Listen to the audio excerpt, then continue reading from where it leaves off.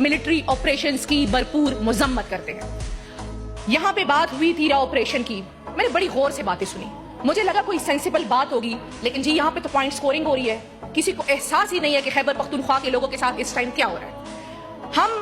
हमारी party policy है, मैं एक बात यहाँ इस ऐवान में बहुत क्लियर कट करना चाहती हूँ, मिलिट्री ऑपरेशंस की भरपूर मजम्मत करते हैं।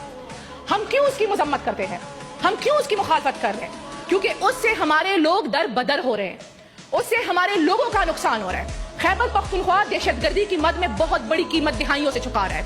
एक तरफ हम दहशतगर्दी की जंग में मारे जा रहे हैं, दूसरी तरफ हम मिलिट्री ऑपरेशन में होने वाले कोलैटरल डैमेज की वजह से मारे जा रहे हैं। यहाँ पे बात हुई खैबर पख्तूनख्वा के हवाले से, हम पिछले 2 सालों से चीख रहे हैं कि लोग आ रहे हैं, लोग आ रहे हैं, तश्कीलें हो रही है, नकल अहमद हो रही है, एक्शन ले। कहा गया हम प्रोपेगेंडा कर रहे हैं। आज जब बहुत से इलाकों में बहुत से लोग काबिज हो चुके, हम ये नहीं कह रहे कि वहां दहशतगर्द नहीं है, हम कह रहे हैं कि दहशतगर्द है, लेकिन मुझे बताया जाए कि वफाक ने खैबर पख्तूनख्वा की हुकूमत को कितने टाइम अपने साथ बिठाया इस दहशतगर्दी के मसले से निमटने के लिए।